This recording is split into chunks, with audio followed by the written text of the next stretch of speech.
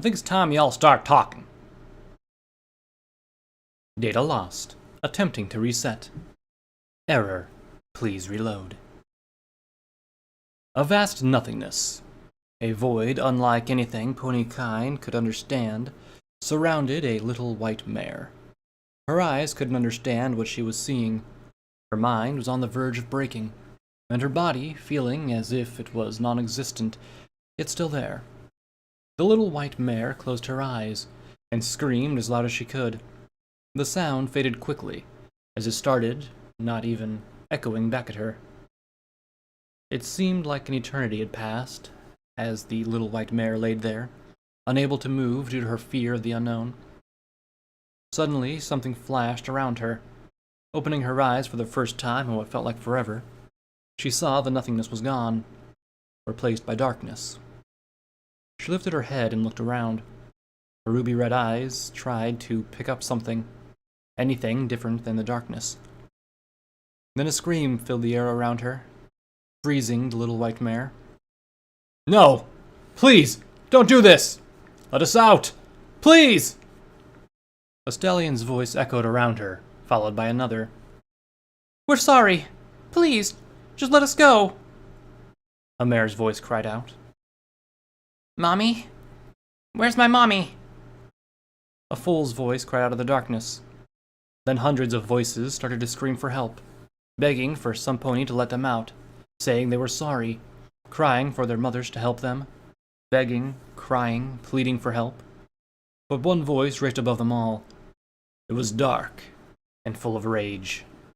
You'll pay for this someday, courier. But for now, game over.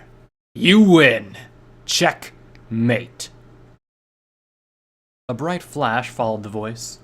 Then everything stopped. When she opened her eyes again, she found herself in a meadow. Green grass covering the ground around her. A soft breeze blew, and the scent of pine trees filled her nostrils. She looked around, wondering where she was now. A few feet away, there was another pony. She looked a lot like the little white mare, only she was black and had a silvery mane. The little white mare moved closer and poked her. Are you okay? She opened her eyes and looked up at the little white mare, a look of confusion on her face. Who are you? She asked, slowly getting to her hooves. Her body was scarred like she'd seen her share of battles in the past, and her face was kind and a little frightening. The little white mare shrank back as she spoke. I don't know. What do you mean you don't know? How do you not know who you are? Every pony should know who they are, she said. Well, if that's true, then who are you? The little white mare asked. That's easy. My name's...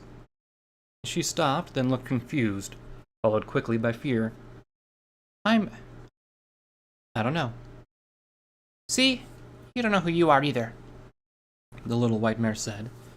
As she spoke, a quick flash of memory flowed through her mind's eye. It was fast, and the images didn't last long, but something stuck. Wait, my name. I think it's Star. How original, the dark mare said, looking around. Where are we, anyway? I don't know. I only arrived here a moment ago, the little white mare said. I was about to ask you the same question. I don't know where we are, but it doesn't seem right. It's too clean. I agree. Something about this place doesn't make sense. I wonder how we got here, or why we're here at all. I feel like something bad happened to me. It's almost like this place was made for me to get away from something horrible, the dark mare said. The little white mare walked over to the dark mare and looked her over. You don't remember either, do you? She looked sad. I don't even know my name. I don't know why, but maybe I can help, she said, moving her horn up to touch the dark mare's. There was a flash, and more images flowed from the dark mare and into the little white mare. As soon as the connection was made, the little white mare felt her body had been smashed and broken, like she was dying. Her magic was weak from a curse. A dark spell was used on her, or was used on the dark mare, but for some reason it didn't kill her. There was another presence in these memories, but the presence inside that called herself Morningstar was holding on to the last bit of light she still had, trying not to succumb to the curse. The spell was meant to kill her, but Pride didn't know that she'd felt this magic before, and blocked most of its deadly power, but at great cost of the power she regained over the past few weeks. It would take her time to regain what she'd lost, but she'd live, and so would her host. The creature that called herself Morningstar wasn't a pony. She wasn't a demon. She was something else entirely. But what was she? The little white mare pushed through the confusing images and feelings and took hold of the mind of the mare who felt more familiar. Shadowstar, also known as the courier mare, was holding on to life on the outskirts of a town called Appleton. She looked up at a nightmare of a pony. Pride, that was his name. No, that was just a code name.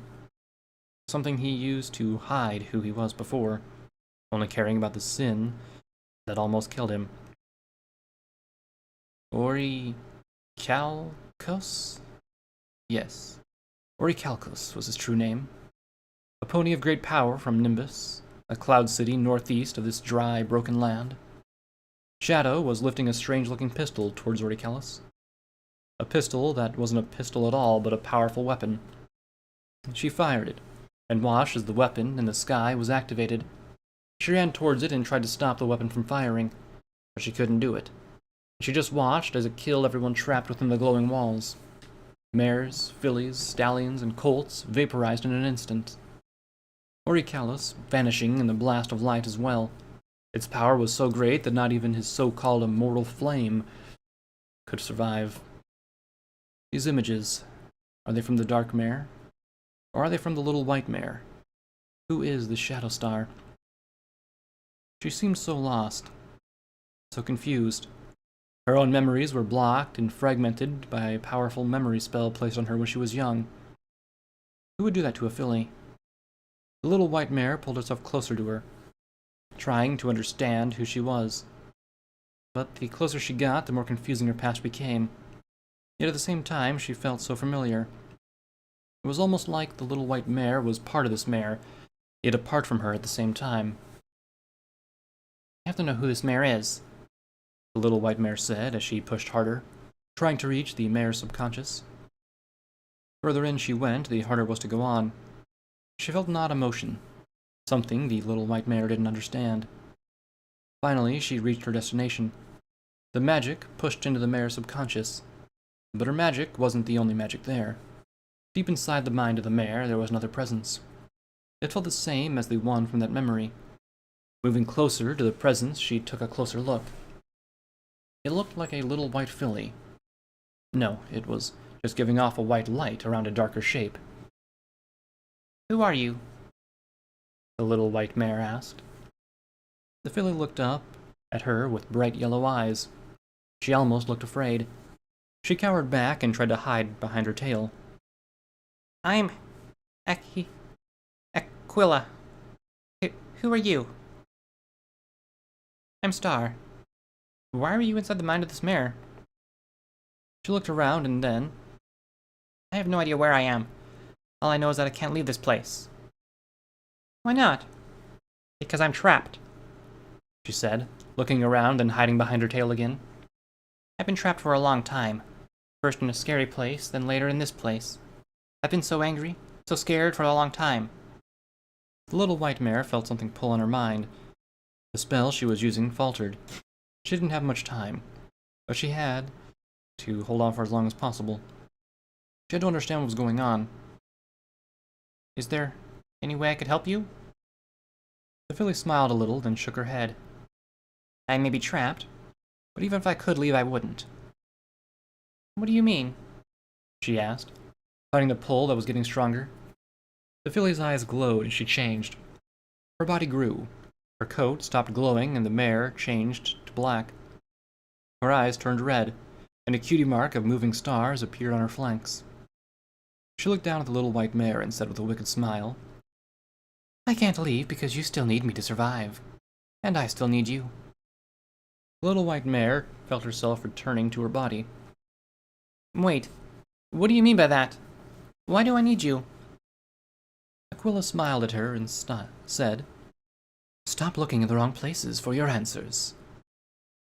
She jumped and pulled her horn away from the dark mare. Both fell to the ground, panting slowly. Both of their eyes came up to meet each other's at the same time. Then the dark mare said, "Did you see that too?" "I did. At least I think I did.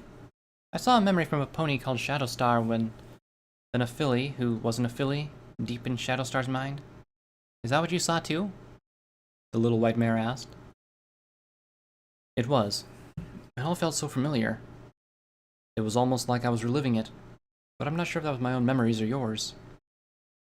"It was the same for me too," the little white mare said. The dark mare closed her eyes for a moment, a look of concentration on her face. When she opened them again, she said, "I think I know what's going on." "You do?" "I'm not sure if you noticed or not, but apart from the color, you look just like me. When we saw those memories, both of us felt like they were our own, only not at the same time. We both came here at the same moment and can't remember anything. What if we're both the same mare, only somehow split?" The little white mare laughed. "That has to be the stupidest thing I've ever heard.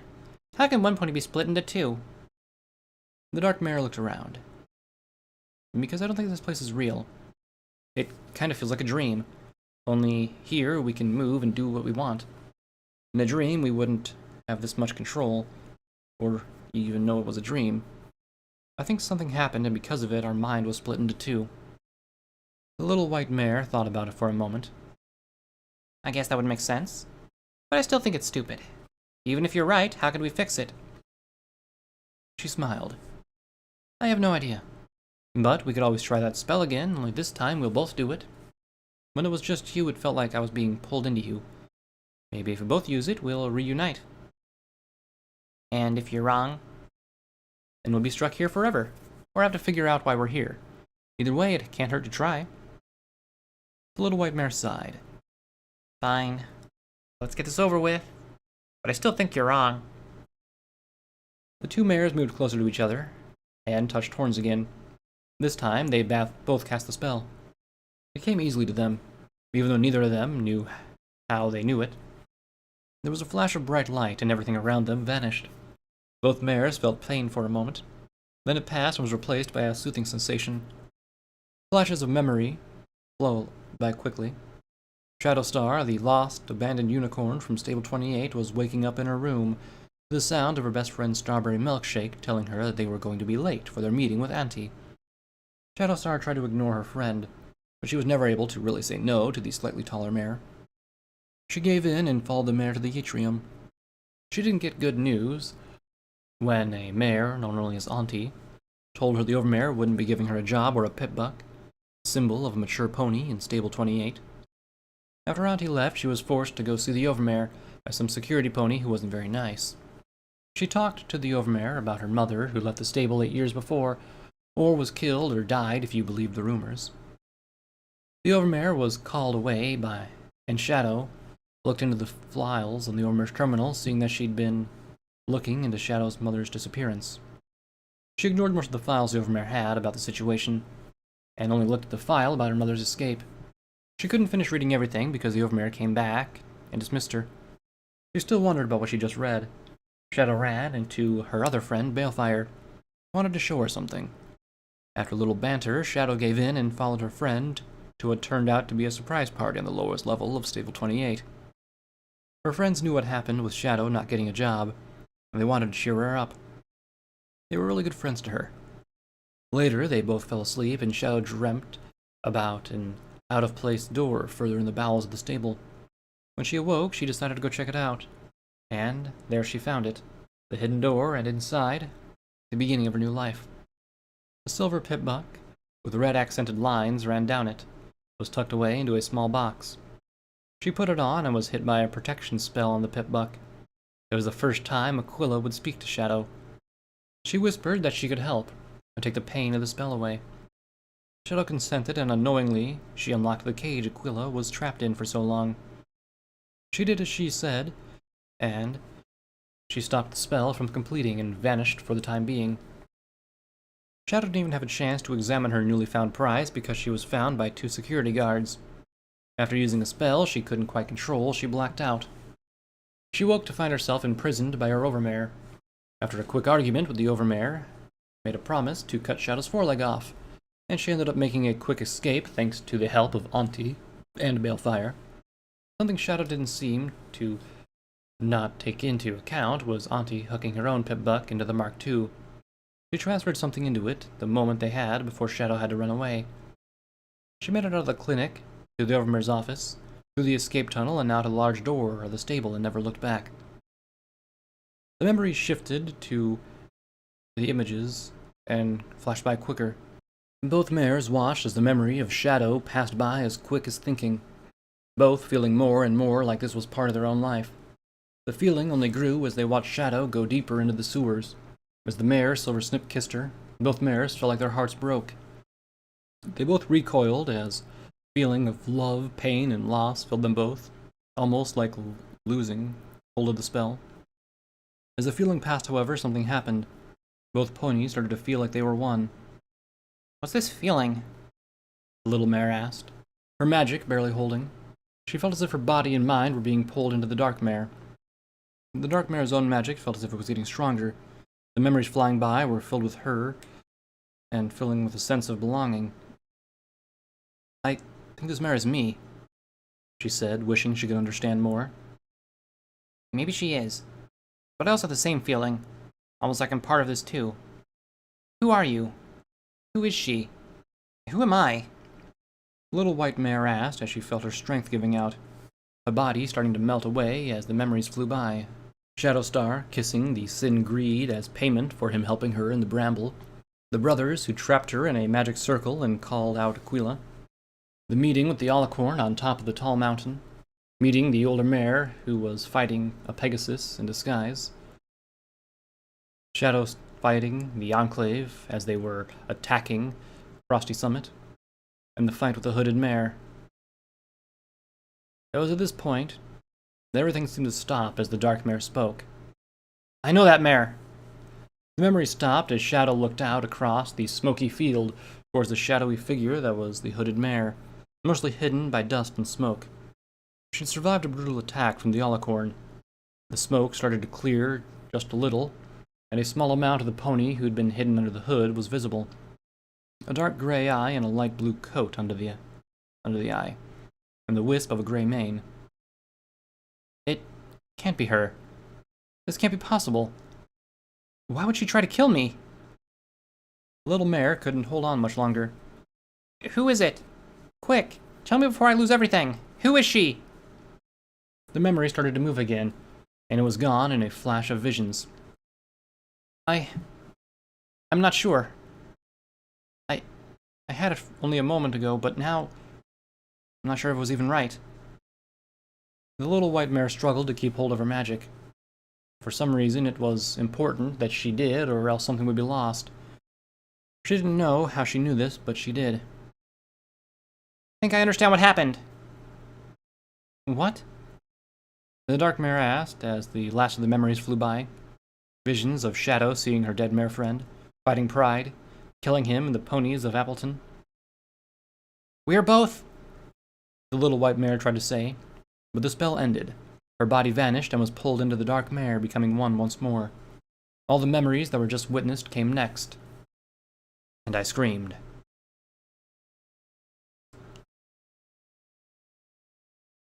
I woke up from what felt like a confusing, bad dream. It was so real. I felt as if I was witnessing 2 mares as they came together in a vast field. The little white mare. She looked like a younger me. A me that was back before Mom took me to Stable 28. The dark mare was also me. The present me, or maybe the past me before the genocide I committed in Appleton. A mare who was scared and confused. It was almost like witnessing my 2 halves become whole, joining past and present, because without either one of them, the future wasn't possible. I shook my head and then looked to see where I was. Wait a second. Stable 28? How did I get here? The last thing I remember seeing was Aura and Wingnut coming to save me yet again. Was it all a dream?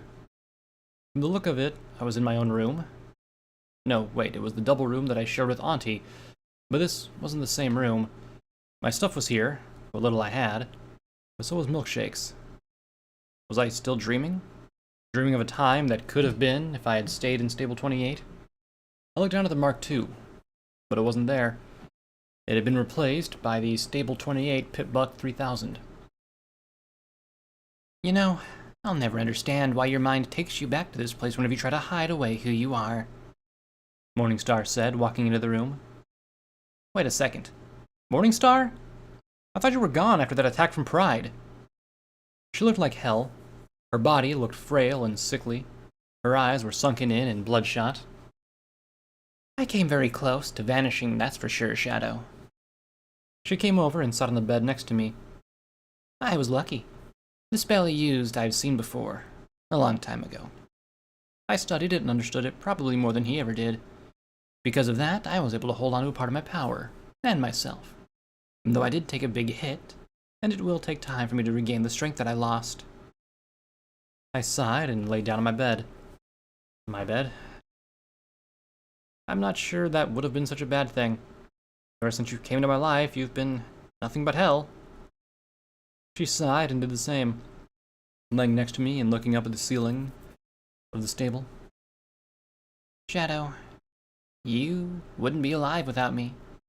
And I don't mean the attacks over the past few weeks. I looked over at her. What do you mean? She kept looking at the ceiling. You may hate me because of the things I made you do, or because I scare you because you don't understand who or what I am. But without me, you would have died 10 years ago. When I found you, you had a bad heart. You should have died many years before then, but you didn't.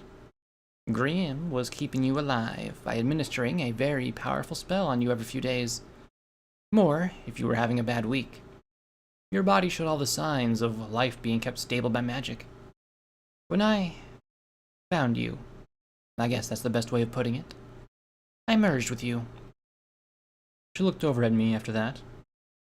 Not that I wanted at the time, but I couldn't be helped. But once I did, I found that I was young. And seeing that if you died, I cursed you. Sadly, I didn't know what was making you sick when I fixed your heart, and I was greatly weakened by it. So was it you that changed the way I looked? I asked. That was not my intention, but yes. It was a side effect of the spell I had to use to keep you alive. I wish I could have fixed that, because that was what gave my power away to your mother. She used a spell on my weakened soul, and trapped me deep inside of you. I think she wanted to trap me away forever, but she was only able to hold me off for a few years. After what happened, she took you to the Stable 28, because the only pony she trusted was living there at the time. I don't know how she convinced the Elder to let her stay there, though, but she did. I was captivated. I had no idea that Morningstar knew so much about what happened to me, us, back then. Is that why she took my memories away? She sighed again. That might have been part of it, but I think she was scared that if you kept remembering the night we met, that I'd break free. She wiped away everything from you, hoping that the day when your memory would return, you'd be old enough and strong enough to be able to stay in control of your own mind. She could have just been scared of what would happen if you said too much around the ponies at the stable, though. How do you know so much about what was going on if you were trapped away in the back of my mind? I was trapped, and most of the time I was asleep. But I did have times where I could see and hear what was going on around me. What I don't understand is why you've been so mean to me. She laughed. Do you know what it's like to be trapped away for over 200 years? Then, when you think you're free, you're trapped again inside the mind of a little brat.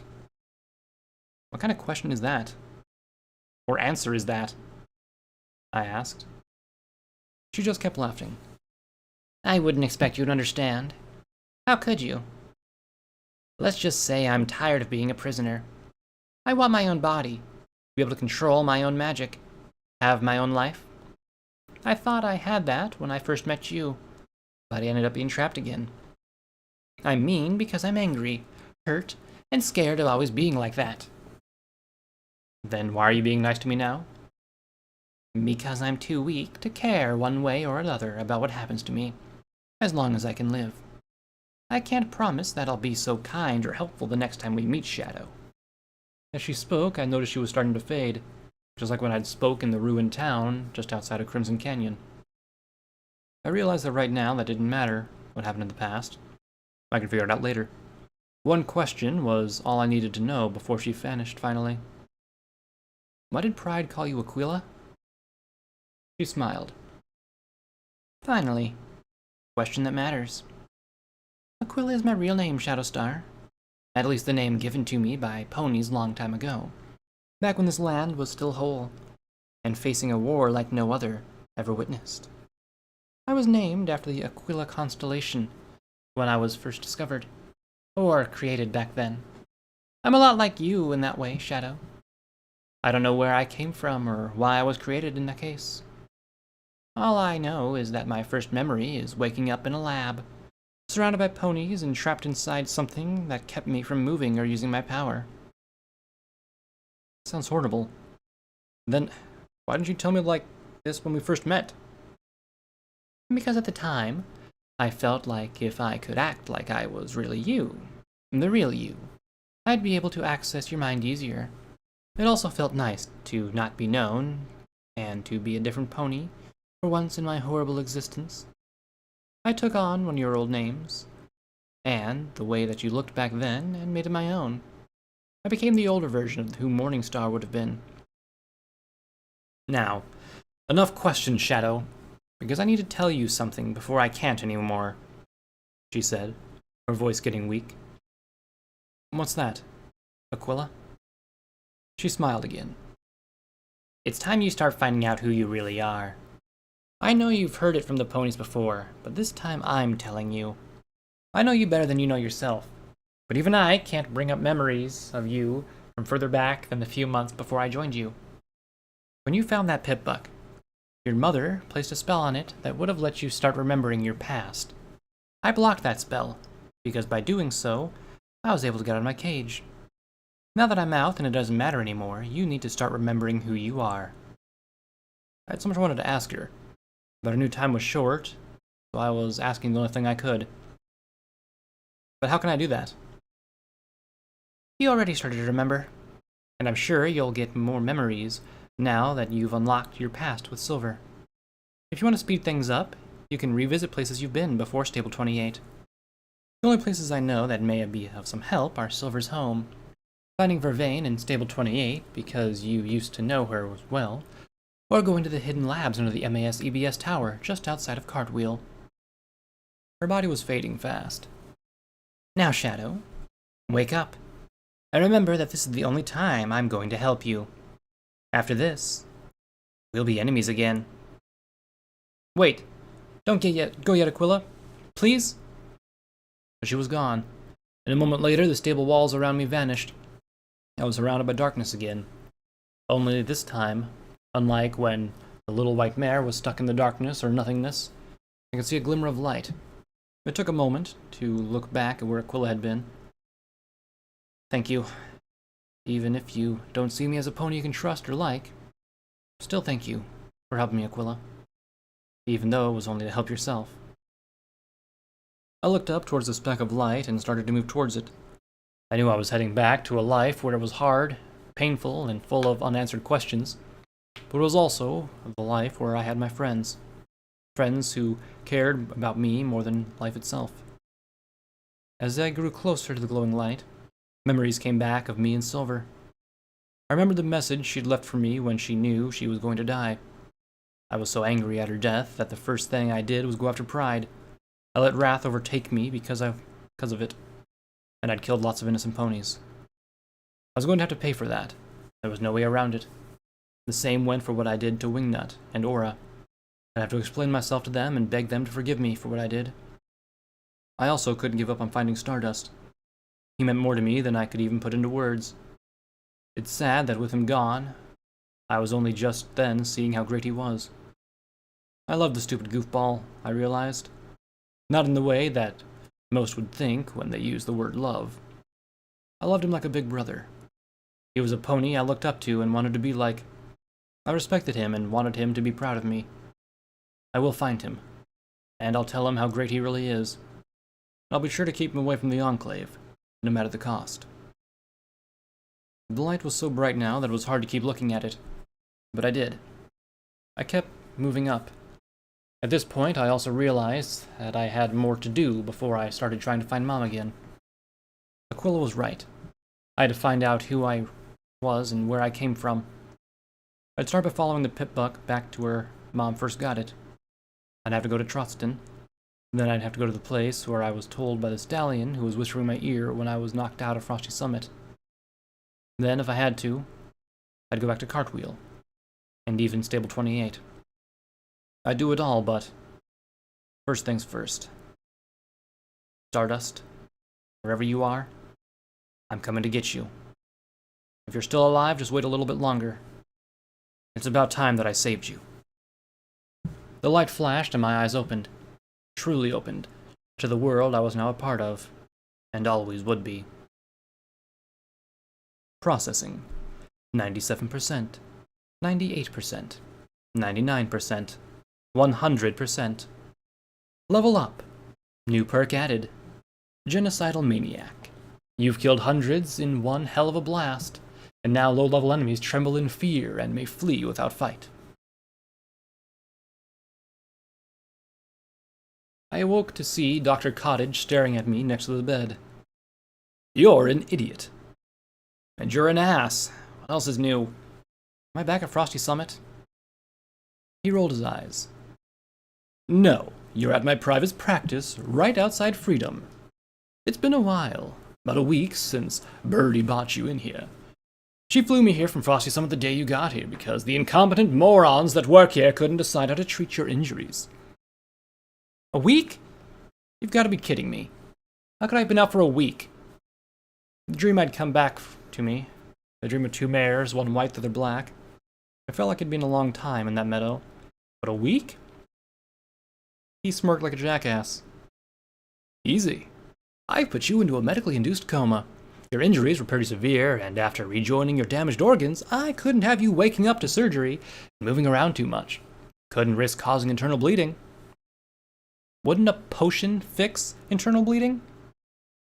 Maybe, but I did real doctor stuff. I didn't use magic crutches because sometimes magic can't fix everything. Anyhow, I took my chance to examine you again a bit further while you slept, and unfortunately it turns out that you're just short, which is disappointing. Sorry I asked. Where are Aura and Wingnut? I asked, feeling a little creeped out by his response to my previous question. Birdie and Shrimpy are in the other room waiting for you to wake up. I'd get up and tell them, but I've got a bum leg, he said, popping another pill into his mouth. Just go fucking tell them or it'll be two bum legs. He got up and limped out of the room, mumbling to himself. I don't deal with patients. Where's 21 when you need her? A few minutes later, Aura and Wingnut walked in. They still looked pissed, especially Wingnut. Aura didn't look like she was ever going to say a word. She just leaned against the wall and crossed her talons. Wingnut, however, came right next to the bed and sat down. I didn't expect what he said when he opened his mouth. How dare you leave us without saying a word? How are we supposed to find Stardust when we have to worry about you? Do you think for a second that we'd believe that BS about you running off to Manhattan? I looked away from his accusing eyes. No, I didn't. I didn't have a choice. Yeah, Wind Thrasher filled us in on the details about what happened and why you left. You should have told us where you were going still. You should have put more faith in us. You really think that Aura or I would have risked Silver by following you to Halo 1? Do you really just trust us so much? He shouted. I looked at him angrily. Listen to me, kid. I had no choice. I was told by Envy that if I had to leave as soon as possible, I was finished writing you that note, and to make sure that I wasn't followed by you too. But you figured that Wind Thrasher was okay, huh? He argued. Because they didn't know who she was. I still did what I was told. Wind Thrasher was an unknown, and I figured she could help me get Silver back without turning myself over to the Sins. I retorted. I wasn't going to let this cult treat me like a child, even if I did deserve it. Wingnut sighed and then said, What I'm trying to say, Shadow, is that you did something stupid. And I don't mean just by leaving us behind to go off on your own. You had no idea what you were getting yourself into, and because of it, Silver's dead and so is most of Appleton. If you had to do was tell one of the Red Talons what was going on, and they would have told Aura as soon as we got back, and we could have helped you, and probably saved Silver. But no, you had to go off on your own, make up some stupid plan, and because of it, she died. That's on you, Shadow. Now I was getting to the point where I was pissed and angry. Don't you dare put that on me, you little shit. I never planned on letting her go, Wingnut. Even if I did turn myself in.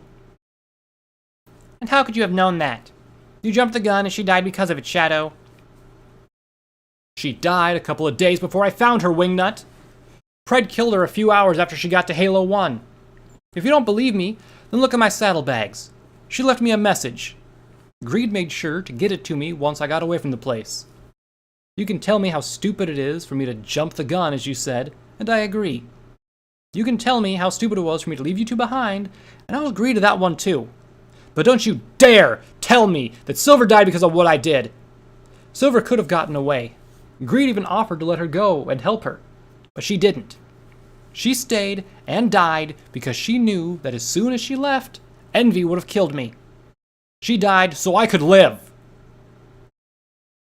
And the Colt's eyes went wide, and he looked away for a moment. I didn't know, Shadow. I know, and that's why you shouldn't have jumped to conclusions like you did. I understand that you and Aura are angry with me, and that you have the right to be, but you need to know the facts first. Aura cleared her throat. I hate to agree with Shadow Boss, but she's right. And you did try to leave a hint that something was going on in her note. So, Aura figured out what I meant with my postscripts. So you did catch that, Aura? It's not often that you tell me that I'm right, Shadow. When I saw that, I knew something was wrong with your letter. We started looking for you as soon as I realized what you meant. Aura said, then looked away. Wingnut sighed again. That's all besides the point now, Shadow. What really pissed us off was what you did in Appleton. I looked back into his angry face. You don't understand. You're right. I don't understand. You have any idea what you did, Shadow? Somehow you activated an extremely powerful weapon and fired it at the middle of one of the bigger trading settlements of the Mojave Wasteland. And you destroyed a part of the Stardust as well. And for what? To kill Pride? Was it really worth over 300 ponies just to take down one sin? His words hit me like a ton of bricks, because they reminded me of what I'd done. I pretty much committed mass genocide and killed ponies who were trying to escape. I'm sorry. I didn't... Wingnut interrupted me. You didn't think is what happened. What if I was one of those colts that got vaporized by that blast? What would you be then, huh? Would you just be sorry like you are now? Or would you feel real remorse? I swear that thing in your head is twisting your mind. Windthatcher told me you used his power to fight Pride before you fired that weapon. Then you have the cowardly idea to just die after you killed all those ponies? Silver wouldn't want that. She'd want you to keep on living for the both of you. So, get your shit together and stop being so stupid. What's going to happen is, we're going to get out of here and look for Stardust wherever you're drowning yourself, pity or not. Wingnut, when I fired that weapon, I didn't even know what it was. I wasn't even thinking about killing any pony. I thought both Windthrash and I was going to die. I only pulled the trigger because I thought it would be one last fuck you at Pride before he killed us. If I could go back and stop myself from doing it, I would. He got up and walked back towards Aura. He stopped and looked back at me. This is how things are going to work now, Shadow. Aura works for me now. I've ordered her to keep an eye on you, and to make sure you don't try and run off again. We have a lead on Stardust, and as soon as Sin gets back to us, the rest of the information on where he is, we're going to go save him. You can either follow us and help us save him, or you can step up and be the leader again, and the hero of the wasteland like we all know you are. Well, just this general region anyway. You know that it might take a while for ponies around here to trust you again. Right now, no pony knows who fired that weapon. The DJ pony reported seeing you in Appleton before the blast. Sooner or later, the truth will get out. If you don't want ponies to hate you, you're gonna have to show them who you really are. I sighed, then nodded. I understand, Wingnut. Then I looked over at Aura. Can you forgive me for what I did? Aura just shrugged. I'd be lying if I told you I wasn't mad at you for dropping my contract like you did. But I've had time to kill things and get over it. Honestly, it's easier for me to work for the kid. He needs my protection more than you do. And I can be more honest with you now about things. So yeah, I'll forgive you for what happened. But I am still mad. I got out of the bed and stretched my sore muscles. Good. Because I have a lot to talk to you two about. Things have changed since I last saw you guys. And I think it's about time we've started being more honest with one another. First, let's get out of this clinic and head to freedom. I need to have a word with the Queen. Aura and Wingnut looked like they were going to say something when some pony cleared their throat from the doorway. Not sorry to interrupt, but having a gun jammed in the back of my skull is extremely uncomfortable, Dr. Cottage said. There was a strangely dressed zebra behind him, holding a carbine rifle to his head. I think they want to speak with you. In an instant, Wingnut and Aura had their weapons aimed and ready to fire. I noticed that they were more behind them as well in the other room, at least a dozen. The one holding Dr. Cottage hostage lowered his weapon. Please, we did not come to fight. It is just that this physician was rather rude and difficult. We asked politely to see you, and he responded with derogatory remarks and sarcasm. So we used force. Forgive me for my intrusiveness. I'm looking for the carrier from the radio. The Caesar would like to have a word with her about the pony known as Pride. I sighed, thinking to myself what else could happen. Just let them in. I'll hear them out, I guess. Aura and Wingnut put their weapons away, and all the zebras entered, crowding around me in the small room. The one wearing the most animal skin stepped forward. Greetings, Shadowstar. I am Raton, the Caesar of the Romans. A few days ago, one of my subordinates returned to camp with news that you've struck down the demon Pride. Recently, he's been restricting our ascension to power in the Mojave wasteland, obliterating conquering parties, attempting to take unfortified land. It's either we keep going to places where he happens to be, or he was deliberately hindering us. However, now that he is dead, we can take the opportunity to expand and get the advantage in our battle with the new Lunar Republic. And that is thanks to you. You're welcome? It was kind of an accident, and if you haven't heard, I killed more than just Pride. If any pony's a demon, it's me. I used to have the means to prove it. He gave me a strange look. How so? The spirit or something that was living in my head, Pride called her Aquila? I can't feel her presence anymore, so I think she's gone for good. I said, but I wasn't so sure that was true. I could remember that dream and talking to Aquila before I woke up. Was it really her, or just an echo of her left behind after the spell Pride used to kill her? He sighed. I see. You're a victim that's been taken prisoner by a demon of the stars. Don't be so sure that Aquila is gone forever. She could only be weakened for the time being. Knowing this, I'd like to make you an offer, but you'll need to complete a task for me in the future. My sources tell me that you have been invited into the Lucky Horseshoe to speak to Mr. Tops. If you're willing, I'd be eternally grateful if you could investigate him further and tell me what his plans are so that I can determine whether or not they interfere with my plans. What if I said no? I'd like to keep myself neutral with the different groups of the wasteland. It's nothing against you, I just don't want to seem biased towards any particular faction. He rubbed his muzzle. I suppose that if you say no, you say no. Your choices are your own. However, if you cross me in any way, it will be your end. I came here to speak with you personally, because of what you did to Pride. It is not often I meet, personally, anyone unless they have earned my respect. And you have done so, courier. You should be honored. I'll go see Mr. Tops. There's no guarantee that I'll do that for you. Mostly out of my own curiosity. Very well. Then, come see me at Paradise Hill, across the river if you decide to assist me, Raton said, marking the location of my pit buck. All right, I'll think about it. That is all that I ask. He turned to the other zebras. Let us return to camp. We need to keep training for the coming battle. He stopped and looked back at me. I have one more question for you, courier. I sighed. What's that? I heard a rumor that you were looking for a mare that goes by the name Grimoire Spell. He had my attention, now. I stood straight and responded, What if I am? He smiled slightly. If you were, I would like to know the reason. If it is to aid her, then I may change my mind about you and consider you my enemy.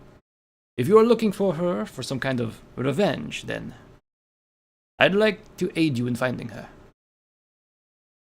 Not wanting to get on the wrong side of the leader of the zebras, I did my best to keep my face neutral as I said, Why would you want to help me find her?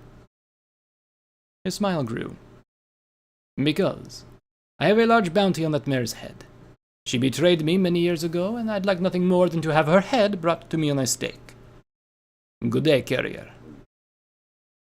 As they all left, I contemplated what he could offer in exchange for information, and how it could help me, and what he knew about my mother. I also thought about Stardust and what the entire wasteland must think of me after what I've done. All this stress was too much to think about at once. On one hoof, I have the opportunity to help Stardust. On the other hoof, I could take Mr. Tops upon his invitation and maybe help Raton. Do I really want to help the Romans? The NLR seem to be on the good side, and if the Romans are enemies of theirs, then they can't be all that good. However, there's always two sides to every story. The question is, which one to believe? The NLR may seem good, but they were also enemies of the Steel Rangers, and I'm friends with them too. Sitting there, thinking I didn't notice Wingnut talking. Hello? Anybody home? I'm talking to you. What? Oh, sorry, Wingnut. I was thinking about our situation. Yeah, I figured that. So, what do you want to do? I guess I'll go see Mr. Tops. He wants to meet me face to face anyway, and he might have the resources to help us find where the Enclave has Stardust. I just hope he's okay. I know he's not okay because he's being held captive by the Enclave, but I was not hurt or anything, I replied. Hey Doc, is Shadow healthy enough to leave? Wingnut asked. Only if you promise to fly me back to my better office with these slightly less stupid idiots and my favorite throwing ball. Sure, the little missy's right now after the second attack, but that's besides the point. It's better than this crap hole, Dr. Cottage said condescendingly. What happened at Frosty Summit? I asked. Laura looked a little sheepish for a moment. Wrath sort of escaped captivity in Frosty Summit. I sighed. It was envy. Had to be. Yeah, that explains everything. Can I go now? Dr. Cottage interrupted. Sure, let's go, Aura replied, looking back at me and Wingnut. I'll catch up to you two in a little while. I stretched again, then put on my barding. My body still ached from the beating I took, and I still felt a bit groggy. As I gathered the rest of my things, Aura started on her way back to Frosty Summit with Dr. Cottage. Wingnut barely talked to me the whole time. He just had this angry blank stare that seemed to cut deep into my soul. I feel horrible about what I've done. Something I'll carry with me for the rest of my life. The clinic wasn't too far from the entrance of Freedom, maybe about a 10-minute walk. Wingnut still wasn't talking, so I decided to break the silence. So where did Windthrasher go? She went to the Queen's School of Interpretation to talk to Doorstop. Since he knows things about the Enclave, he might have an idea where they brought Stardust. She was with us for a few days while you were under comatose, but left yesterday after getting fed up with Dr. Cottage's constant offensive questions and groping. he replied, still not sounding too pleased with our current situation. As we entered Freedom, I noticed that it wasn't the same entrance we came into before. Maybe that's why I don't remember seeing a clinic the way I was here last time. I saw two fools chasing some sort of mutated rat. Before I could mention it to Wingnut, he had already unholstered his revolver and started shooting the creature. He hit it 3 out of 5 times. That he shot, and as soon as it collapsed, the two fools chasing it picked it up and carried it away. Why did you do that? And why are they carrying it away? He put his gun away and answered, They're probably going to eat it. Figured I'd save them the time and energy to kill it themselves. They're probably so food deprived that they would have tried themselves before catching it and eventually starved to death. It's horrible. You think the queen wouldn't let there be homeless starving fools running around their town eating meat or whatever it was? He looked a bit confused. What? You got a problem with ponies eating meat? No, I just thought the queen would have at least done something to help them. And with the meat thing, I'll try anything once. I managed to get him to smile a bit about my crack about meat. She's already trying to help them, but they won't accept her help. Little Hoof has even invited them to live there, but they refuse to come. They say they don't want to rely on anyone and turn into agoraphobics. Agoraphobics? He looked at me like I was an idiot. It means you don't ever want to go into the outside world among civilization because you're afraid. Oh. We went through the checkpoint to the strip, and I saw a security pony guarding the front of the Lucky Horseshoe. Only this time there was a set of doors. It looked as if it was covered up for somehow. The security pony left its post at the door and approached us. Good afternoon. I assume you're here for the meeting with Mr. Tops. Yeah. He asked me to come, so here I am. The robot opened the door. Very well. I will escort you inside. Unfortunately, your companion must remain here. Access to the public is restricted. Wingnut, will you be okay waiting by yourself? I'll be fine. The only thing I have to worry about on this trip is being barfed on by a drunk. I'll wait around here so you can find me when you're done. And don't you try and run off. I'll be watching, he said before walking away.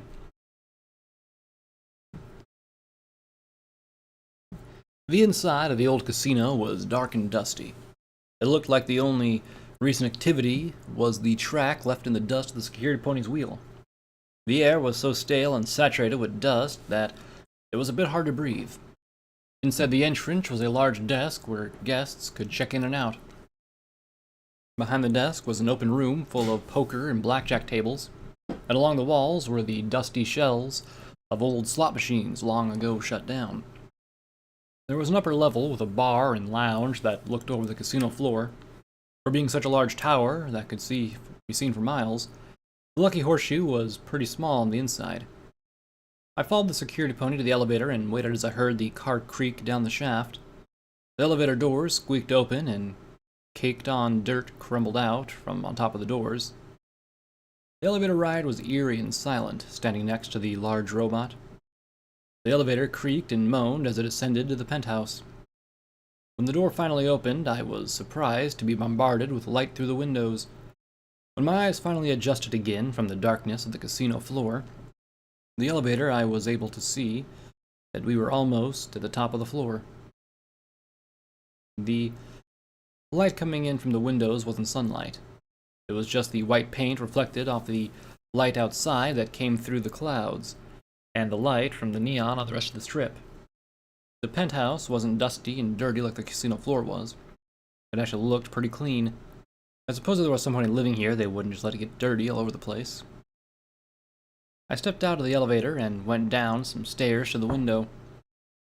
The view was amazing. You could see everything from Freedom as far as the eye could see. A security pony was behind me and said, "Right this way, please." I followed him to the next room and saw a giant mess of computers and wires hooked up to a giant screen that read, "Please stand by." And then the screen lit up with the face of Mr. Tops. Hello. I'm glad you came. Okay, something wasn't adding up here. Wait a sec. I thought you meant we were going to meet face to face. As in, the same room face to face? You're talking to me through a computer. That's not face to face. His facial expression on the screen changed. Unfortunately, that's something I can't do. You see, I am here, but I'm in a different part of the building. The reason I can't be with you there is simple. I'm ill, and I can't take any kind of bacteria reaching me or I'll surely die. Then why did I have to come to this dirty-ass place? The picture of his face changed to a smile. Forgetful, aren't we? Don't you remember that I needed to give you something, or have you really forgotten? My thoughts stirred around for a moment because I had really forgotten. But I didn't want him to know. Shit, I'm gonna look stupid in front of a very rich pony. I didn't forget. I was just trying to wrap my head around things. He chuckled. It's alright if you forgot. I won't hold it against you. However, what I'm about to give you is extremely important, so make sure you don't misplace it. What is it? I asked, a little confused. It's a network scanner and... No, I'm not scanning anything that's gonna get me in trouble with any groups around New Pegasus. I've already pissed off the Enclave, and they're shitty enough to deal with as it is. I interrupted. He sighed. If you would let me finish, I'll explain the situation. You won't be scanning anything around here. What I require lies in Los Alicorn, underneath the UELA. It's an old pre-war university that I'm sure you are familiar with, the Ministry by now, and what they create. The technology is the key to my recovery. Synthetics. I've already told you that I'm a little ill, but that isn't the whole story. I'm dying. Though I could recreate a robot body and transfer into it, unfortunately, I can't bind a soul to a piece of metal.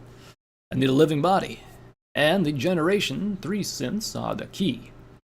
The Generation 3 synths are indistinguishable from normal ponies.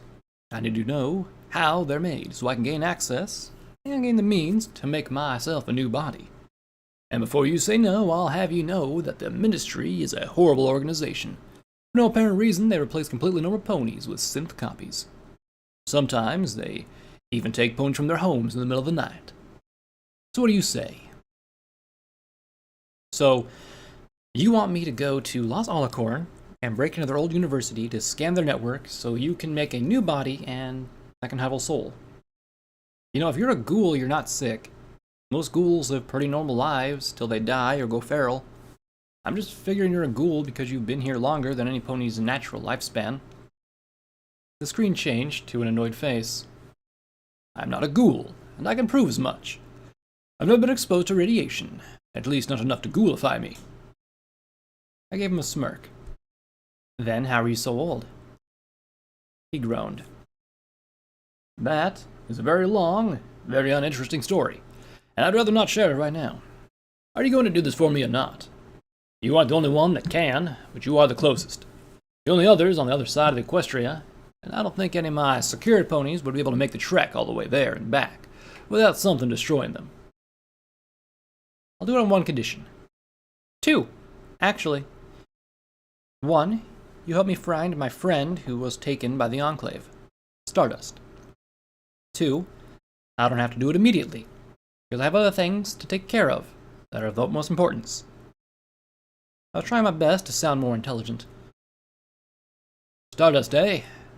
He said, then mumbled to himself for a minute. He's friends with Leatherface, if I remember right. After a few moments of silence, he spoke again. I can work with those conditions. I may be dying, but the end is far from near. I just need to stay in my clean room. As for your friend, I can have my ways of finding things out from ponies. I'm sure there's someone in the Grand Pegasus Enclave that will accept a bribe of sorts. Otherwise, I might be able to compromise their network without leaving any electronic hoofprints, and get the information from there. But it will take a tad more time. Alright, then I think we have a deal. The picture on the screen changed to a soft smile. Thank you very much. And before I forget, there's a special way to get into the Ministry. It isn't just a simple door. Since the whole thing is completely sealed, there's no way in by normal means. Unless, of course, you used a giant drill to dig a hole underground. You'll need that chip sitting next to the network scanner under my screen. Their teleportator signal operates on a certain frequency that only the chip can find and hijack to teleport you in, and anyone within 5 to 8 feet of you inside. It won't work to get you back, though, but I'm sure they have an emergency exit somewhere if they need it. Those ponies are just as paranoid about outsiders as other ponies are about their synths. And that seems a little far-fetched. I know teleportation is possible by magic, but that technology in the world we live in now seems impossible. I assure you it is not impossible.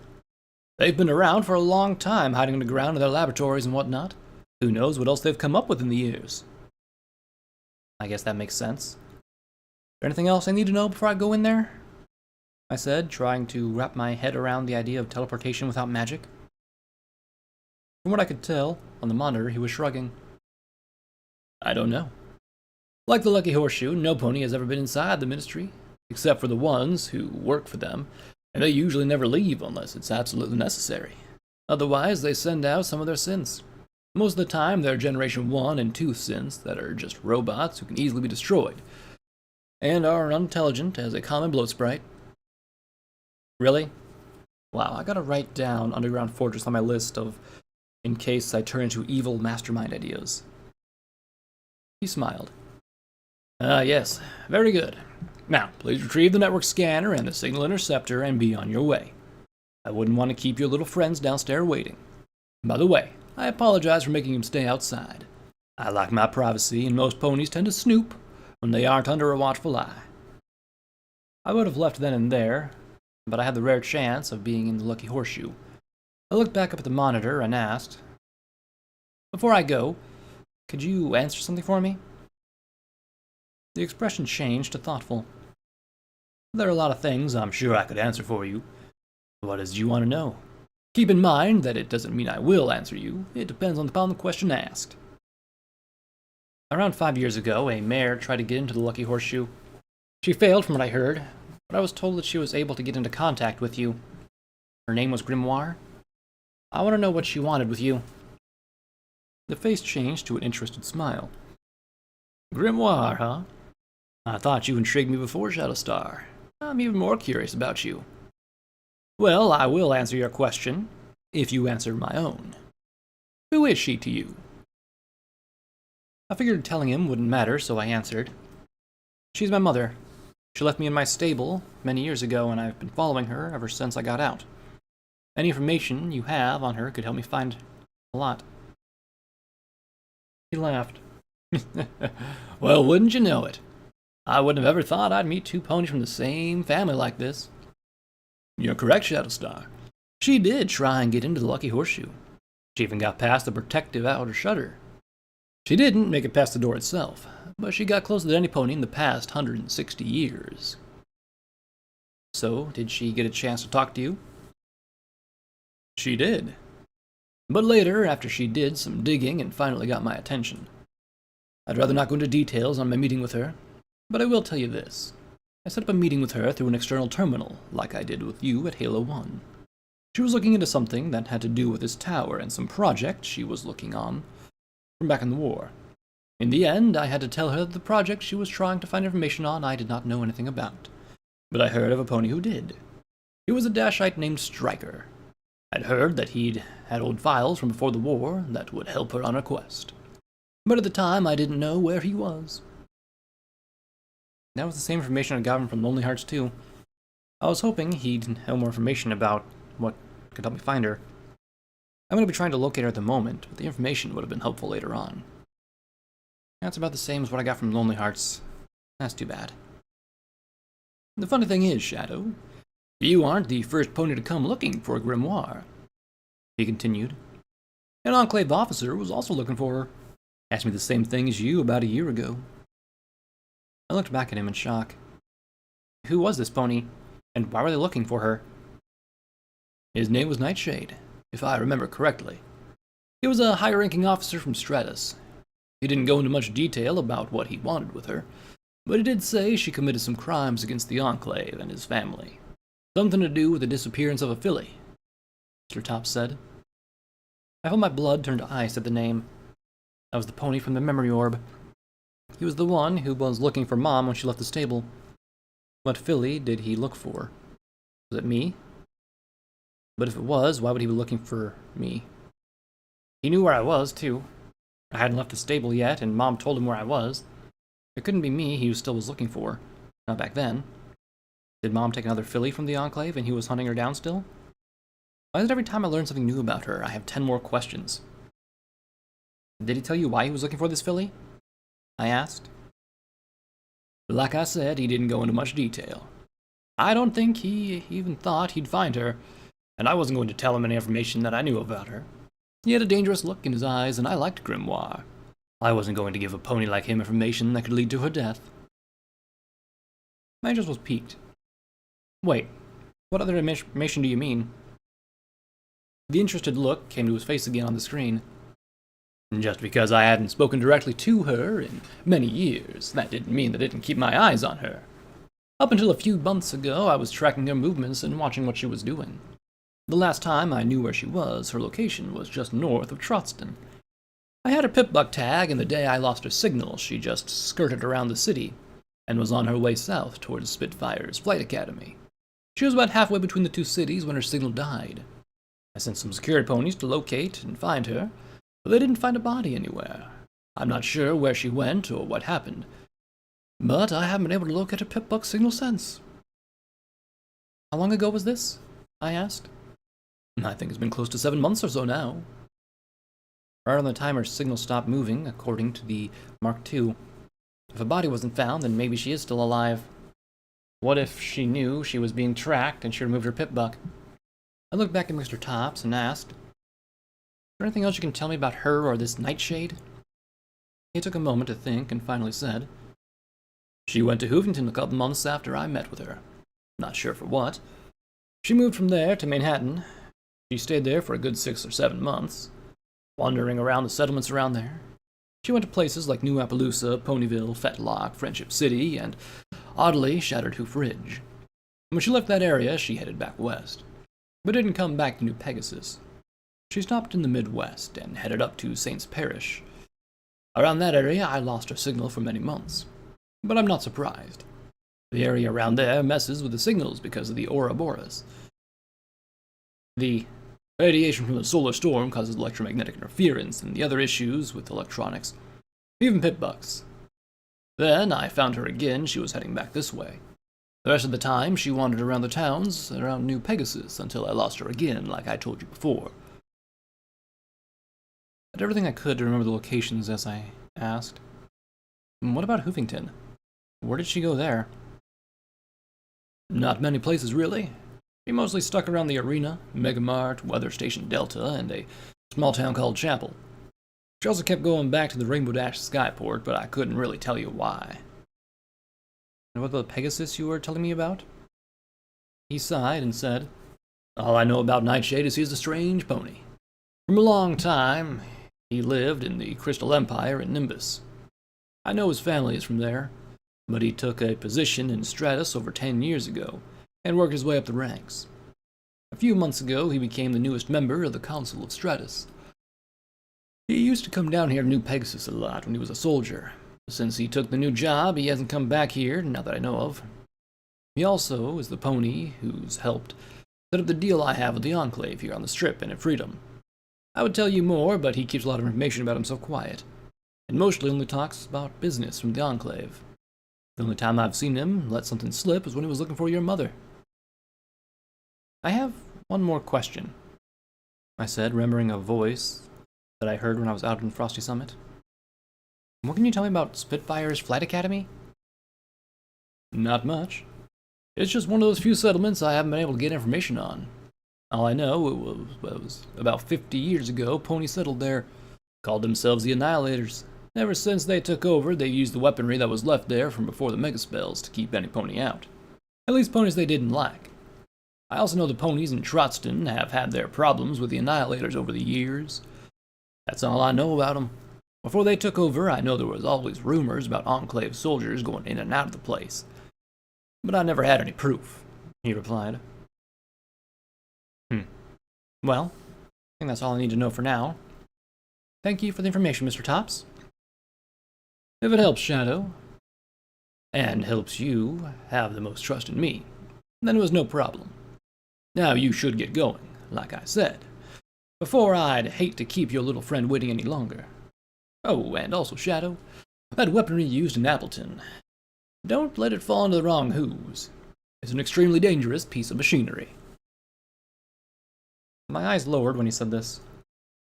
You knew that was me? He laughed. I know just about everything that happens around New Pegasus. I understand why you had to use it, but next time think before you fire a weapon you know nothing about. You aren't going to try and take it away from me? I asked, sounding a little surprised. Shadow Star, what would I have to use a weapon for that like? I'm a shut-in, and I'm not like the Steel Rangers. If you promise to be careful next time you use it, then I won't take it away from you. Aren't you worried that I might try and use it on New Pegasus? She laughed again. Shadow, this town was able to withstand the destruction of Equestria. I'm not worried about a weapon that can only be fired once a day. Goodbye, Shadow Star.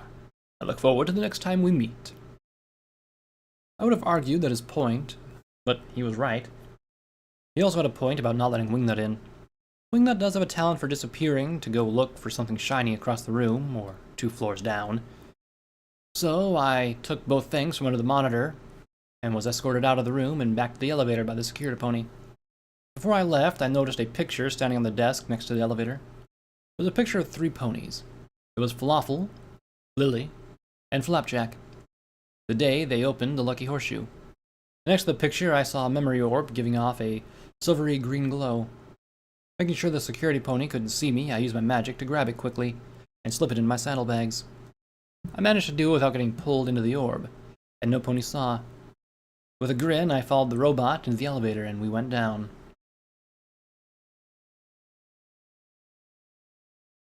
When I got back outside, I saw Wingnut sitting on the steps, scraping his hoof on the ground.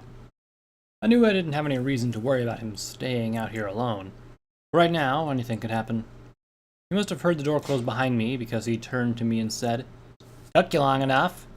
The anticipation was killing me. What was it like in there?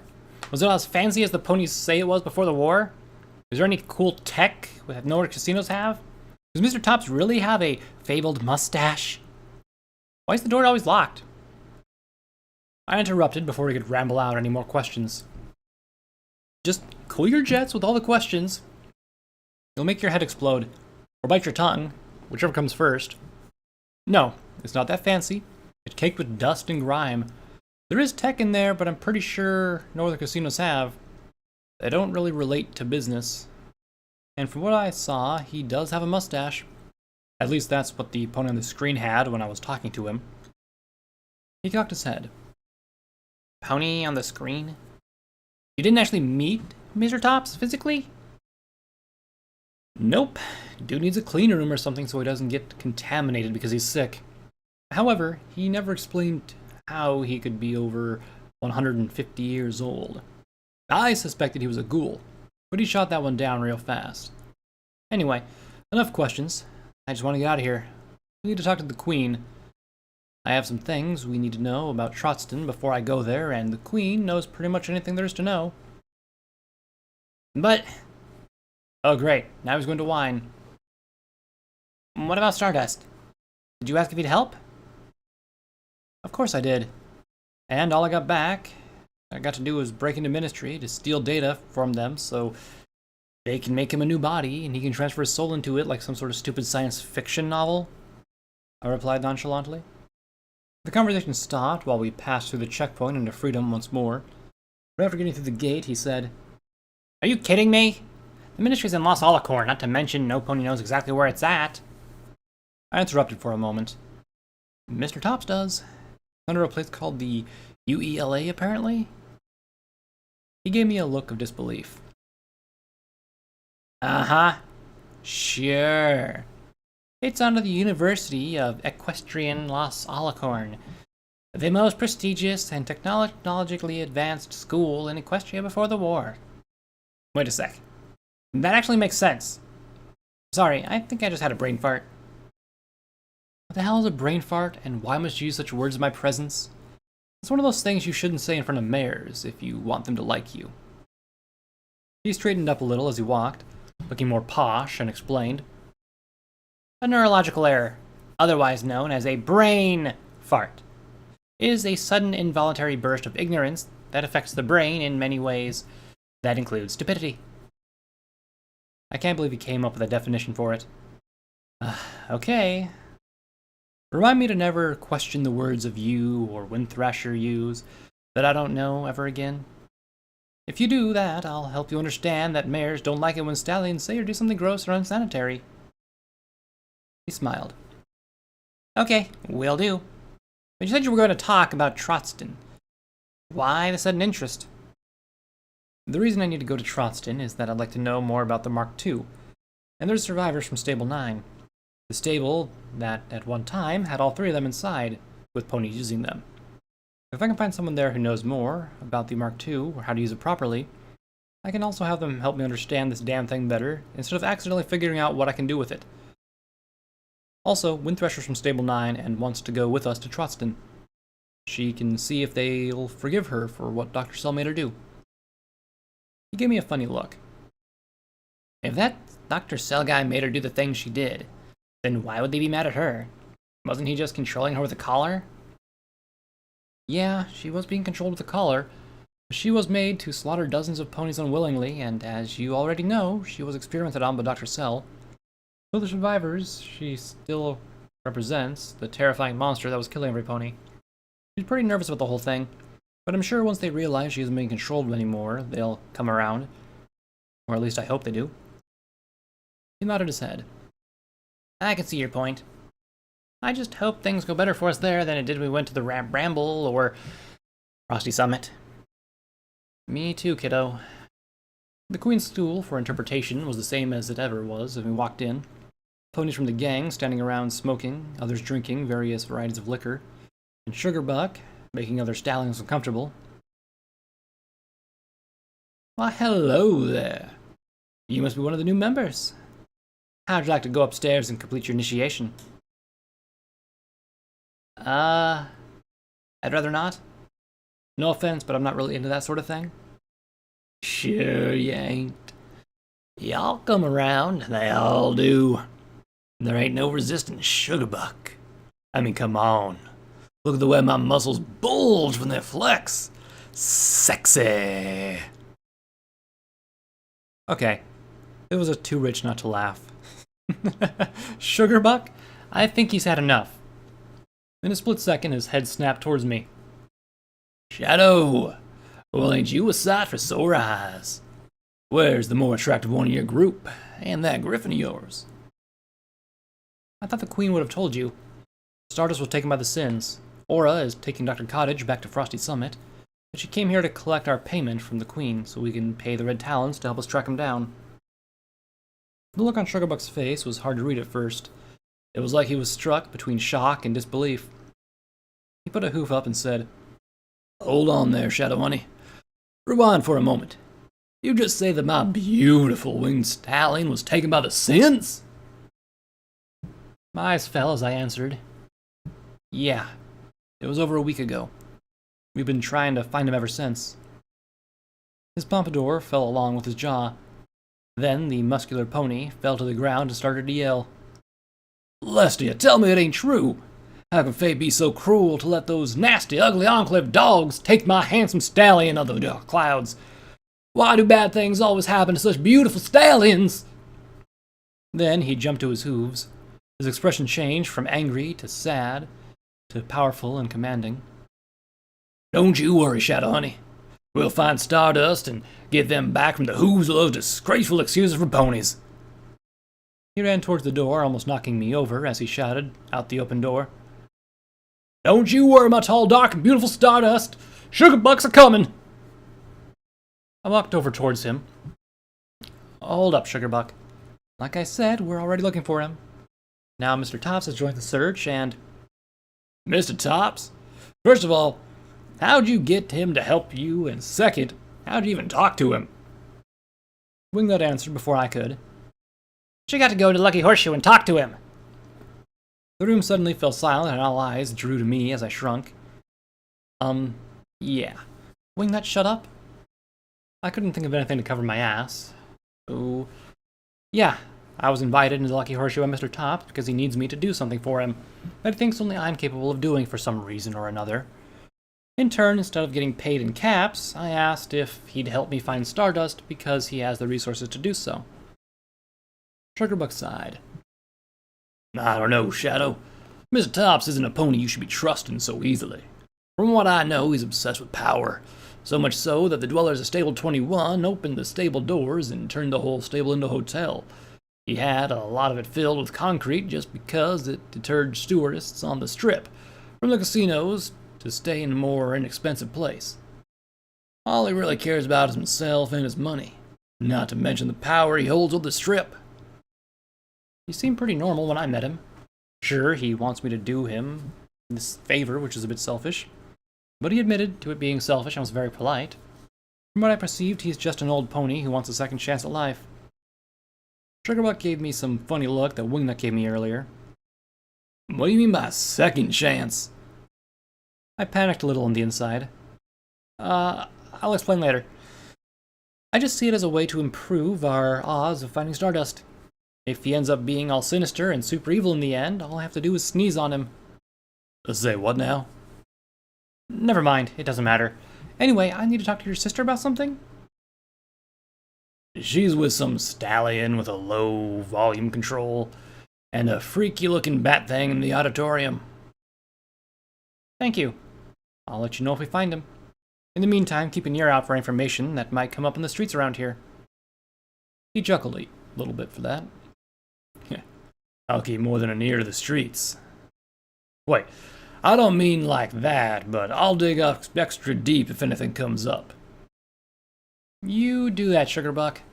I'll catch you on the flip side, I said, heading up to the other rooms where I'd met the Queen before.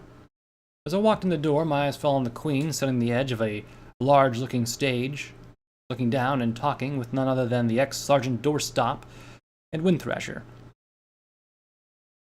I agree that the ponies from Appleton need a place to stay with what happened, Doorstop. But Freedom can't handle that many ponies.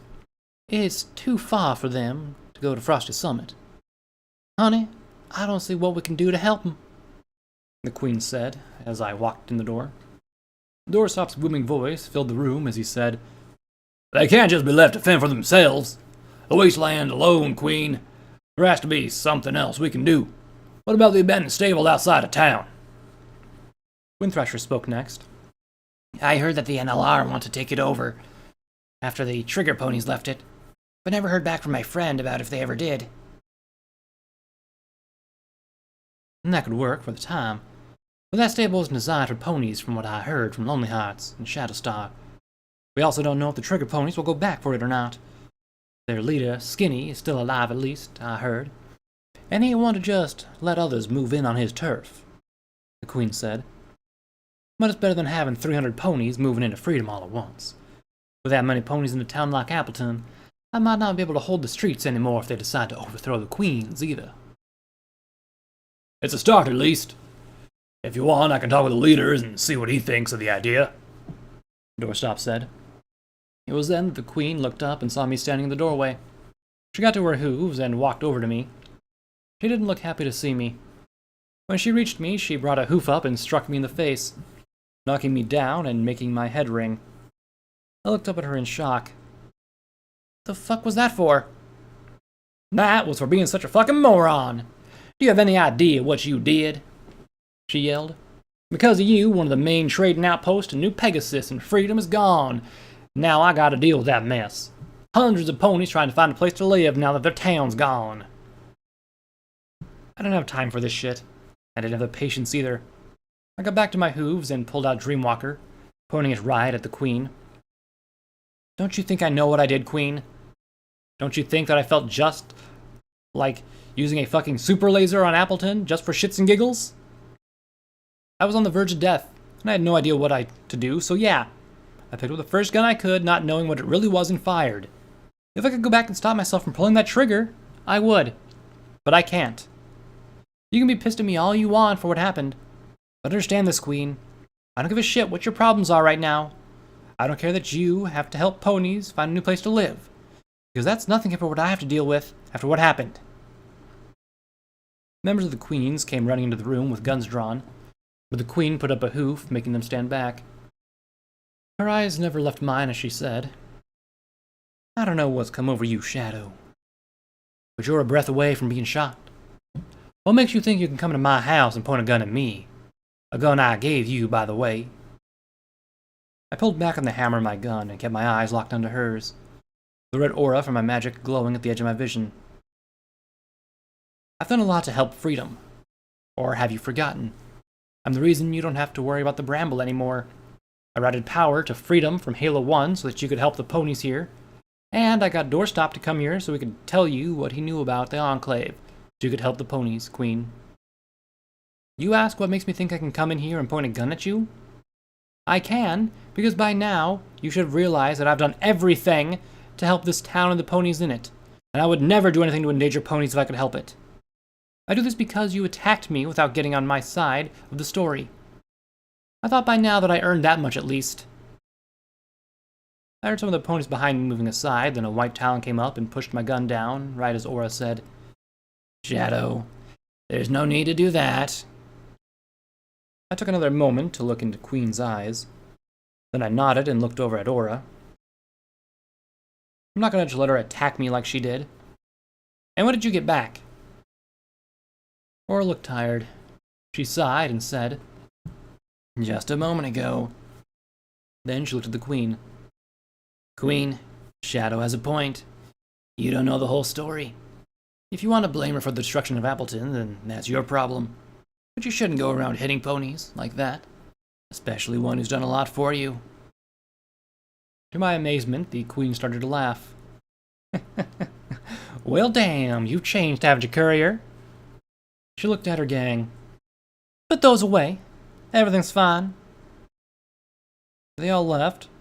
When they were gone, I asked, "Why did you do that?" She shrugged.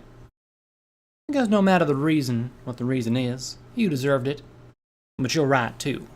I shouldn't have hit you like I did. I'm still pissed about what happened, but I don't know the whole story. How about this?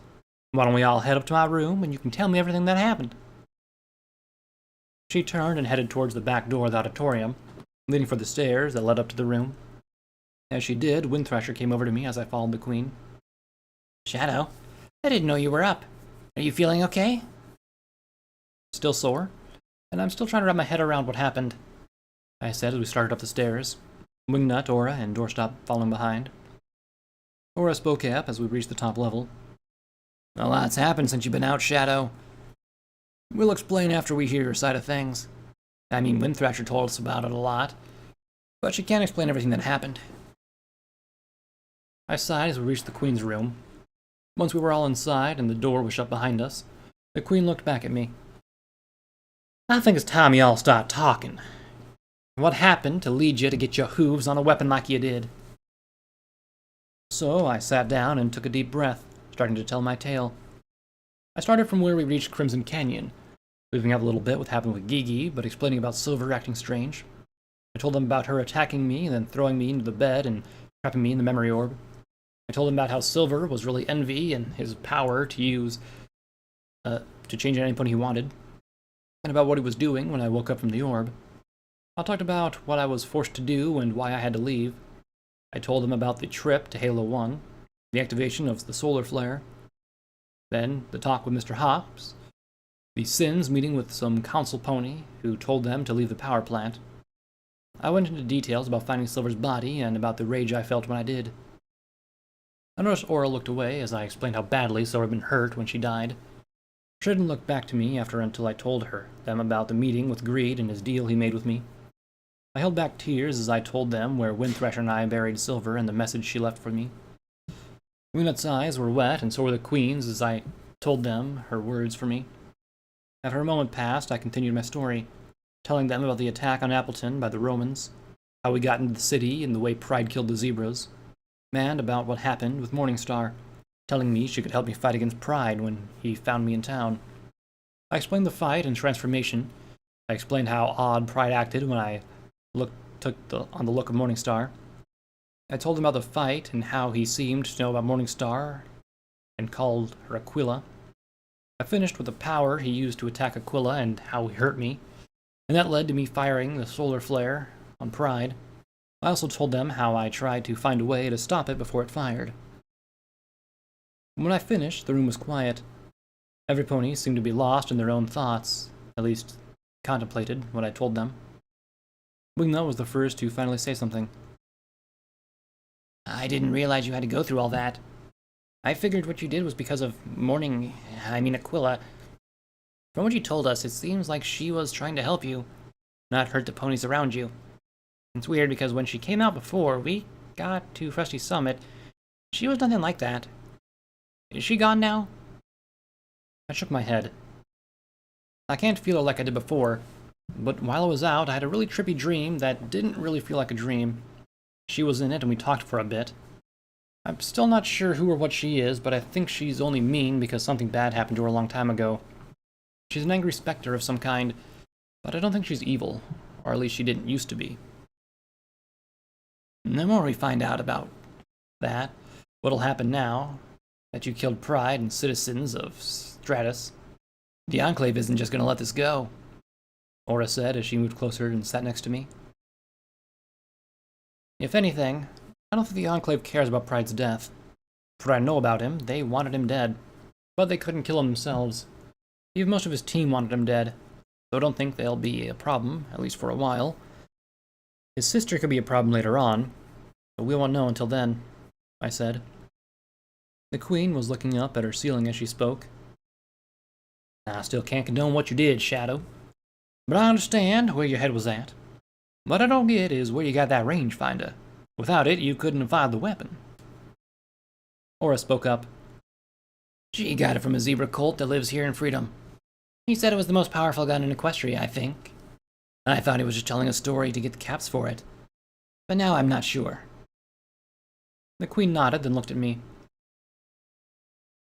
If it's this zebra colt I'm thinking of, his family lives not far from here. His father used to be a Roman until a few years ago when he decided to leave him. His wife was killed by the Caesar, and he barely made it out with the son. His father does odd jobs all the time, so it's possible that he found whatever it was near the power plant, though I can't be sure. I'll have to talk with him when I get the chance. It doesn't matter to me. All I know is that I have to make sure it doesn't fall into the wrong pony's hooves, I said, remembering Mr. Top's warning. I don't care what the rest of you think. Pride had to die even at the cost of the lives of so many ponies. He was a monster, and if Shadow had been honest, he was too powerful as it was, Doorstop said, his quiet voice, for the first time I'd ever heard it. I know a lot about the sins from the time in the Enclave, and Pride's always been a pony that we all feared. The team we put together made the leaders in Stardust and Nimbus nervous. I looked over at him and asked, Since you know so much about the sins, Doorstop, can you tell me about envy? A dark look came over his eyes when he said, Envy's a mystery even to me. He could have easily overthrown Pride for power. We don't know anything about his past apart from the fact that he was an orphan when Pride took in a year or so ago. He became Pride. Pride always called him Envy, and he's always been loyal to him. I think Pride was his only friend, to be honest. He was the only pony Envy trusted, and he would do anything for him. His power is strange, too.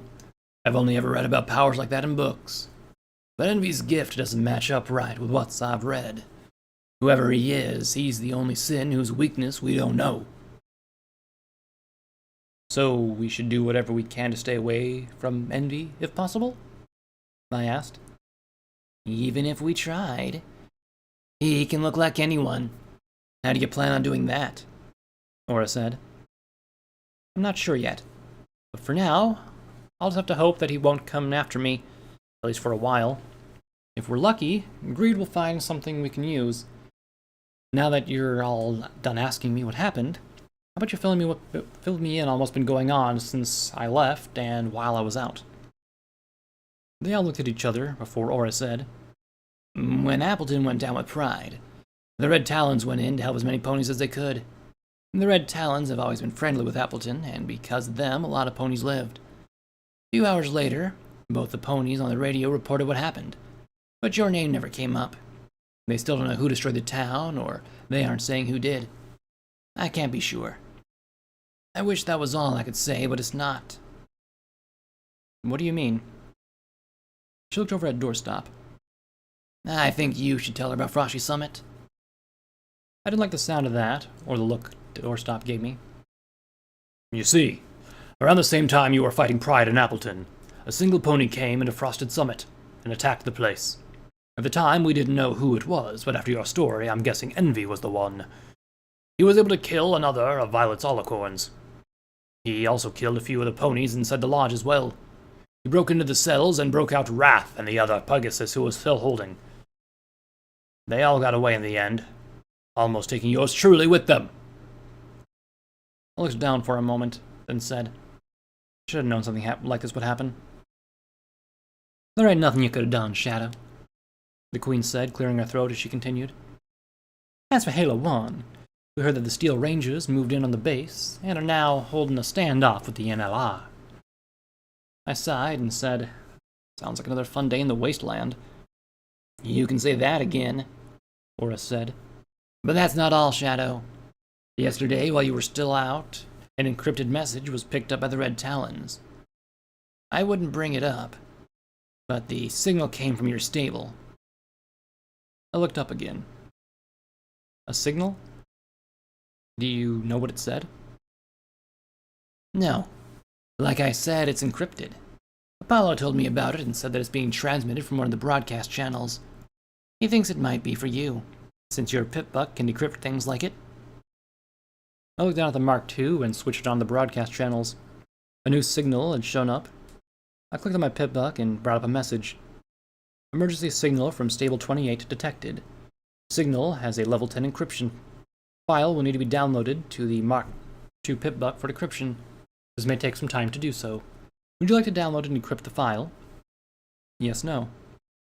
I clicked yes. Saw that the screen changed to a loading screen. From the look of it, it was going to take a while to finish.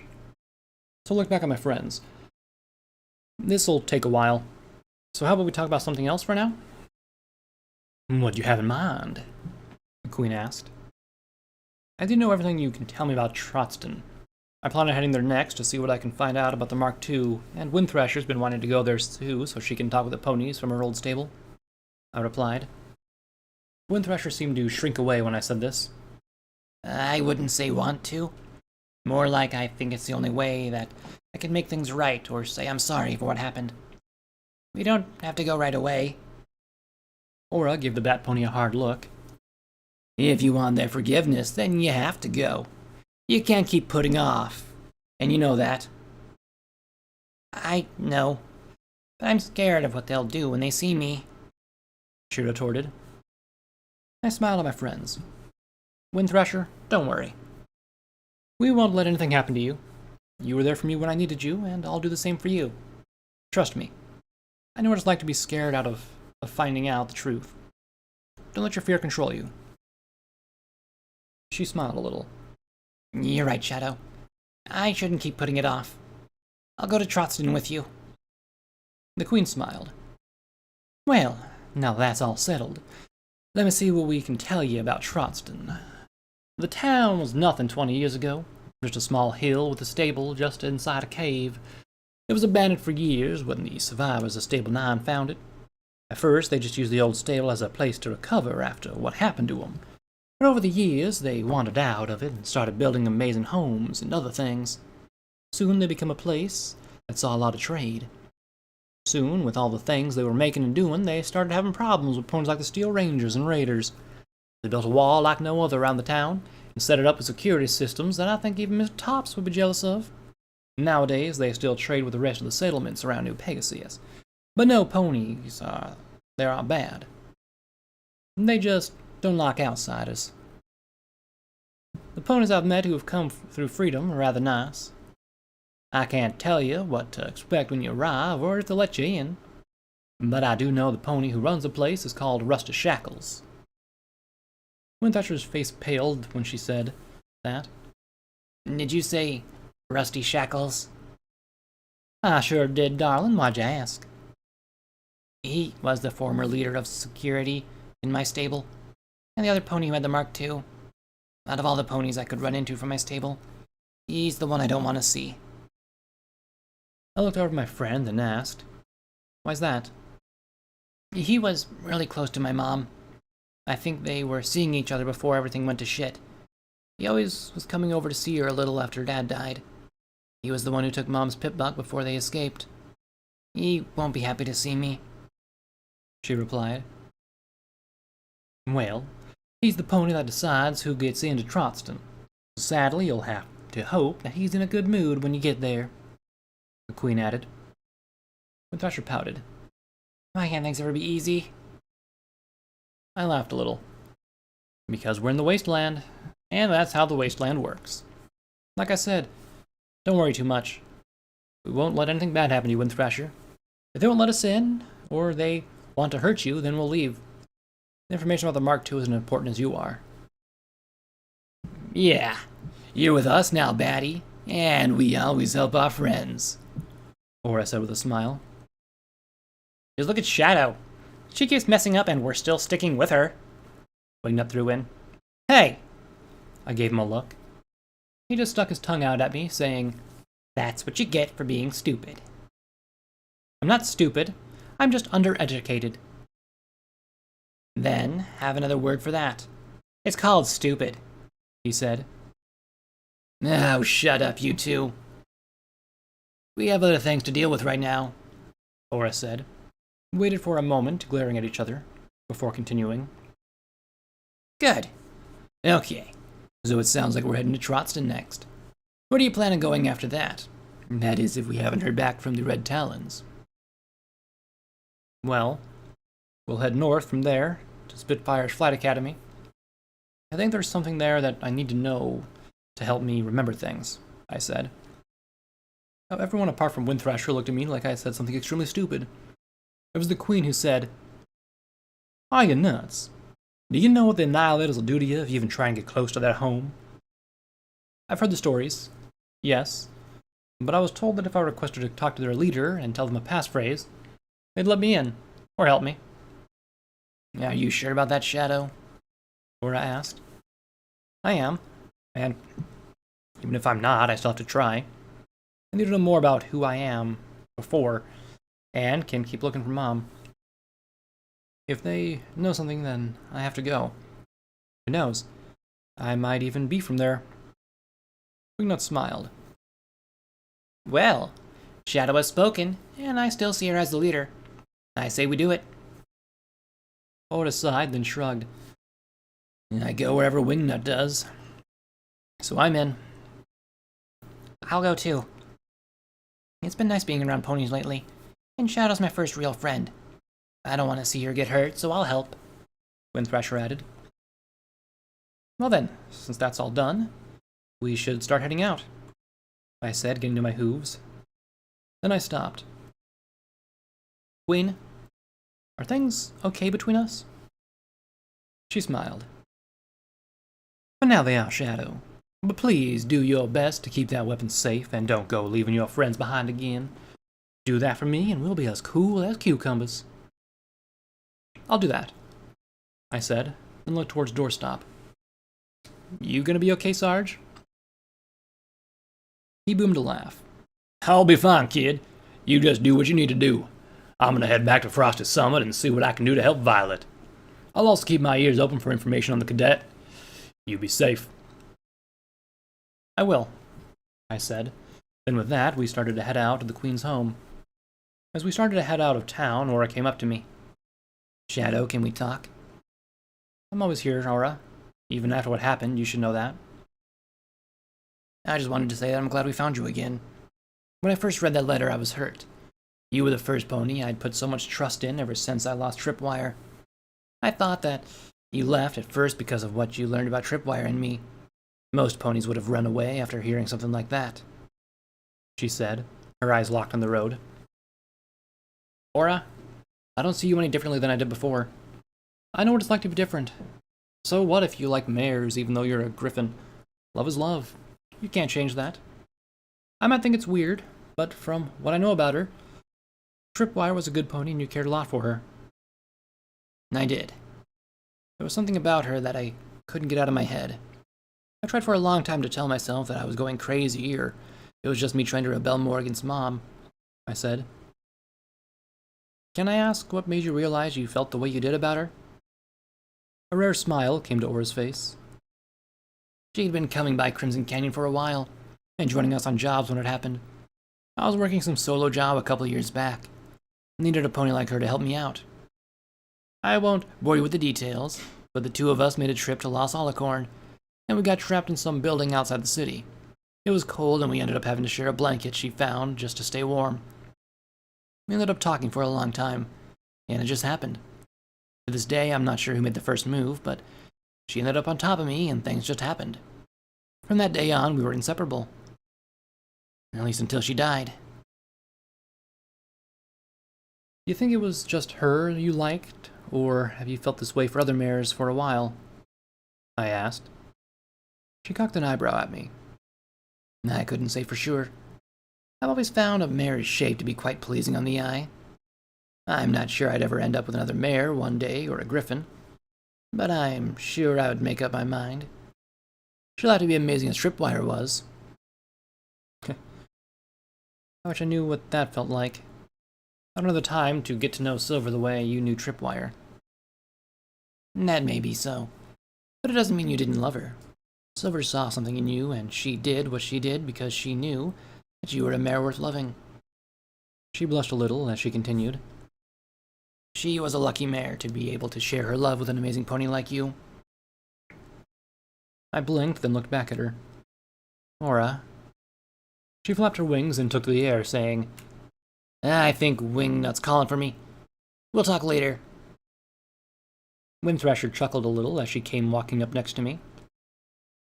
She likes you. She does not. She's just messing with my head. You don't know Aura like I do. She likes to play games.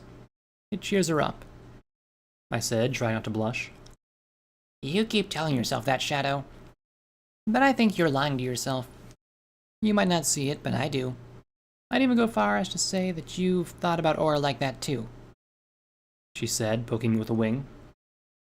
Shut up, I said. You don't need to tease me like that, she said, just laughing. Fine. I'll let it be for now, I sighed. Thanks, Wind Thrasher. She looked like she was going to say something else when Wingnut yelled.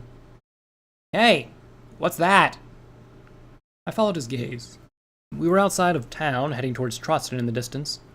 I could see what looked like a tall stallion standing on a short hill a little ways away. I moved closer to Wingnut, and Aura was trying to get a closer look at the pony, but his features were hard to make out. All I could see was his black combat armor and a little bit of blue. A moment later, a voice echoed towards us from the pony. It was deep and stern. A lot like Night Stalker, sounded like when he was being serious. I'm looking for a mare that goes by the name of Shadow Star. Yeah, that's me. Who are you? I yelled, using my magic to pull out Dreamwalker in case the pony was dangerous. I bear a message from ponies you've wronged. They say this is what you get for sticking your nose where it doesn't belong, he said. With a quick motion, he reached behind him and pulled out a long rifle. There was a loud crack, and something slammed into me. I fell to the ground and felt pain in my chest. Looking down, I saw blood flowing into my barding from a gunshot wound. He shot me. Stop looking for the unicorn, or next time you'll die. This is your only warning, he said, and before Aura or anyone else could do anything, the pony vanished, just like the stranger whenever he left. I drank down a healing potion that was offered to me by Aura. What was that all about? I just shook my head. I have no idea, but I'm sure going to find out. Footnote. Level up. New perk added. Mind over murder. It appears that you've lost your mind a bit. We all have at some point. Luckily, you've managed to find yours again and rejoin society with a better understanding of yourself. You gain plus 15% magic damage when casting spells, and have a 5% chance less of losing control.